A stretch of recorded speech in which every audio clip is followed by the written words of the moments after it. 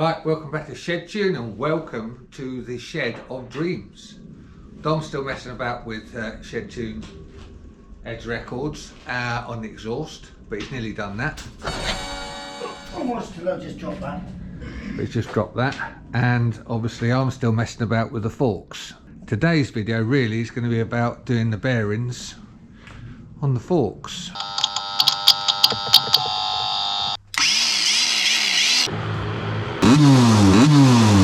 Clearly we have a painting professional.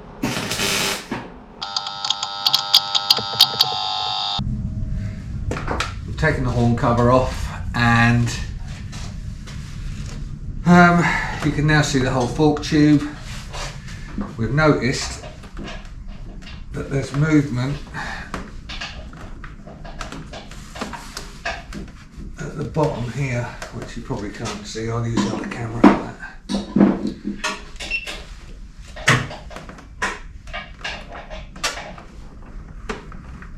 There's up and down movement in this.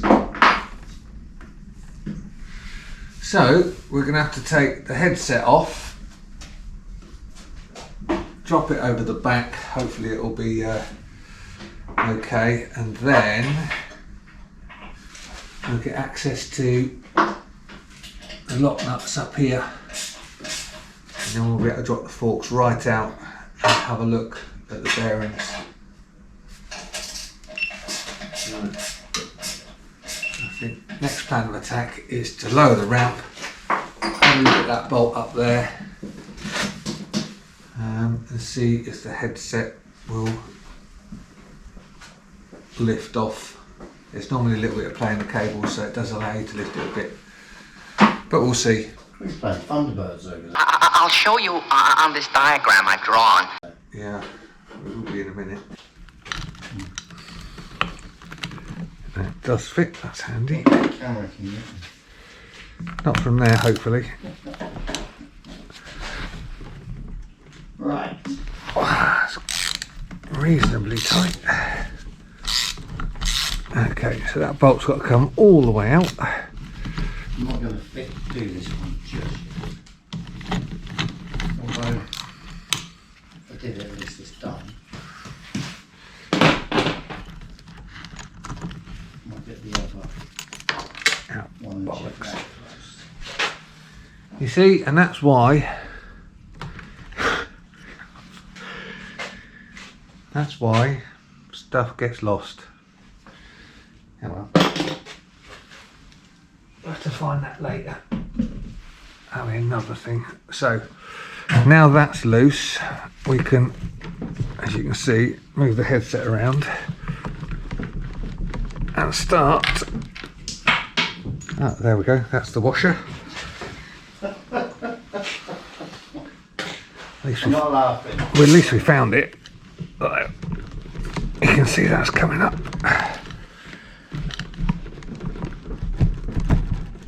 Okay.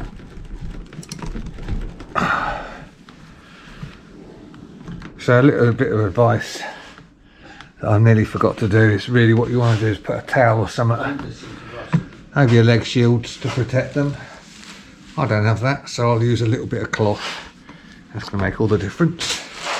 You're touching cloth, did you say? Little streaks of poop in the underwear. Now I'm not touching cloth yet, but I might need your help. I should have drilled this and tapped it first. Oops, it's stuck in there. Okay, right, just gonna move all of this out of the way. Quite wedged in there. Right, okay.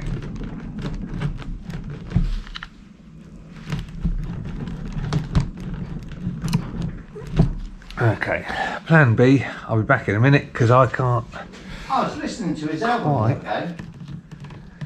get that high enough to get it where I want. Okay, so what we're trying to do is get at these lock rings here, and we could probably get at them at the moment, but what I want to do is drop the forks right down, and it'd probably be easier if I can lift the headset, but I'm not sure what is stopping it going up. You are taking the bearings out? Yeah, I think so. I don't think it's worth tightening them. We've got this far, might as well put new bearings in. I think the only way you're going to be able to do that... Might just release it. Yeah. Release the Kraken. Release the Kraken! You're such a dick. Okay. You ever tasted that Kraken? No. Oh, okay.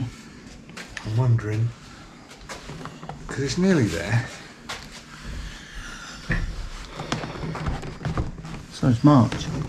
There you go. That's got it. See? A bit of persuasion. Yeah. So you just have to be careful when you're doing this that you don't damage the leg shields on the back where the headset is leaning over. The bit that the camera can't see that he's already damaged. Yeah. Shh. But a Sharpie will get rid of it. That's right. So obviously we need to undo these bits here with the special tools. Could you go though? I need a sidekick to do that. Get a fucking kick in a minute. It won't be on the side. No. So all of these cables are pretty tight. Okay, boss, I'm coming. Good man. The bumbling sidekick. So in case you don't know, you need a special set of spanners to do these. Yeah, not a special tool. That's Russell. No, exactly. These are the tools to do these bearings. This one's got a special slot in it, as you may or may not be able to see. I'll do it that way round. And obviously it locates into that slot there. And then this one's got a special hooky bit. They call this, that's the technical term. This is called the captain hook. I thought it was a shepherd's crook. Oh yeah. It's so that in case Dom gets electrocuted, I can just yank him back. And get electrocuted yourself. Now I've got rubber gloves on. Oh. Well, that was only for the weekend. Well, Well, right. Caught you off guard, didn't it? I know it has. So now Carry out. is the pain in the arse bit of trying to, Now we're talking about the weekend again. yeah, getting this. Ideally, you'd want to get this headset right off. Dom's farting over in the corner. Right, okay, so that's got it loose.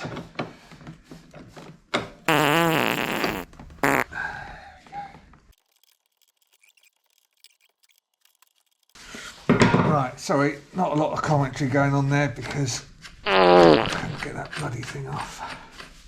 Right, so that's now completely loose. As you can see, there's an aluminium tab washer underneath there that crushes in between the two of them. Now what we've got to do is undo this one to release the forks, and then we can take them out. Release the Kraken. That wasn't funny 5 minutes ago, that joke. There we go. There we go.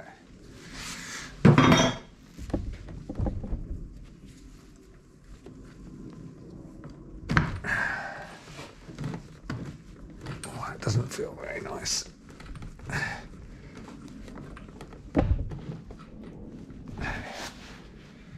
This is not a nice job to do on your own. You're much better off with a mate to stand there and watch. Shame you haven't got a mate, you've only got a sidekick. Oh dear. Right, what I should have done is what Dom said, was left the wheel in there so that we could have let it down and the wheel pressure would have pushed the forks up and released the top up there a lot easier. Dom's found the scissor jack out. We're using that to push the forks up. I got fed up of seeing him suffer. He did. He's too good to me. That's what sidekicks are for. If you don't know what he's on about, go and check out Mark's edition of scootering.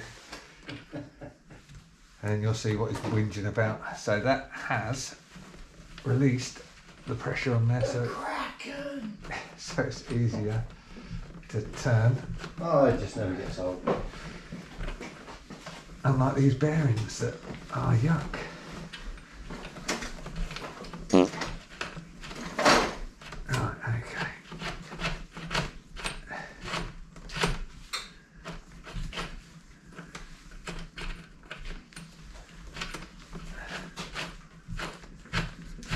Right, so that was probably the most exciting thing we've ever seen. In the history of Shedtune. Yeah, exactly right. So they're now loose, and we can drop the forks down.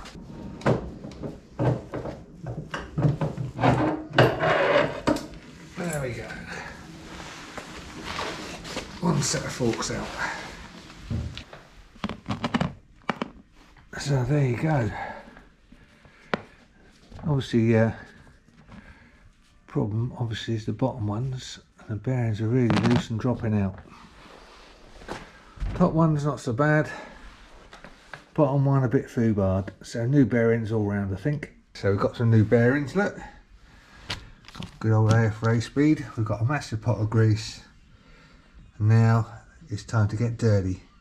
Right, I've just covered it in loads of strawberry jam out of the donuts that Steve GP200 was going to send and then didn't.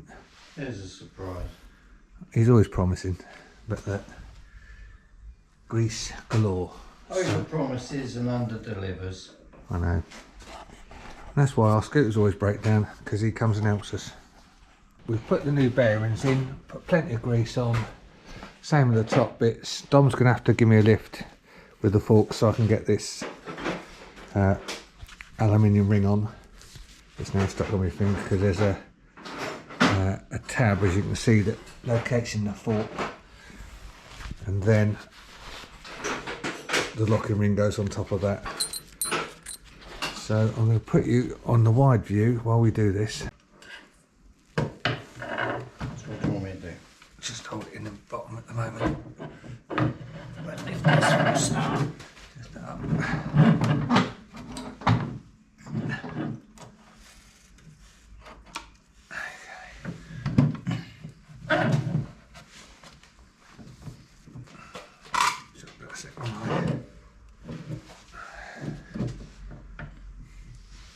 Right, so that's done up roughly where it should be. There's no real setting as such for these. I reckon what you should do is put a brick under the side stand and let the steering fall, and it should just fall to one side. But as with anything Lambretta, nothing works properly. It's tight one side and loose the other side. I'm pretty sure the fork tube's not bent, but who knows. Anyway, that's going to be enough for tonight. We'll come back another day. Right, welcome back. This is day 2 and we've got a dilemma. So Dom and I, as you probably saw on the last bit of video, put new bearings top and bottom, and we tightened it up, but it was still not right. So we had some feeler gauges up on here, trying to measure the gap between the top and bottom, and one side was higher than the other, which leads us to believe that this isn't seated properly in. So the next plan of attack is to take that out, make sure that where the powder coat was is cleaned properly, and reseat it, and hopefully that will resolve the issue of it being tight one way and not the other. There you go. Obviously in our haste to rebuild it, we never Haste. Well, my haste. I'm just a Never, sidekick. yeah, just a sidekick. Never cleaned off the powder coat properly, but also we noticed that when that had been driven in, it had caused a burr, which you probably can't see in there, which was a piece of metal, and I think maybe that's not allowing it to sit flush in there. So we're going to clean all of this up and then try and refit it. Right, so that's that face cleaned up. Okay, so the forks are in, and the plan is obviously to use the forks to wind that back down into the frame and hopefully seat it dead straight. So we'll try it and see if that works, and we'll put the bearing in, and hopefully we'll have no more tight spot. Okay, so we're no further forward. This is really getting on my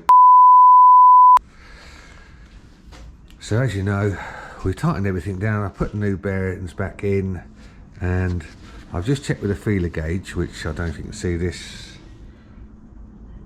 but obviously one side, as you can see, that goes in no problem at all. This side, not at all. So clearly it won't pull straight. So what to do. Plan B might be this. So this is plan B. This is all my old bits and pieces from when I rebuilt it, including the original bearing race. So I might fit that and see what's what. I've also got this, which is a taper roller bearing set. It's a Taffspeed one.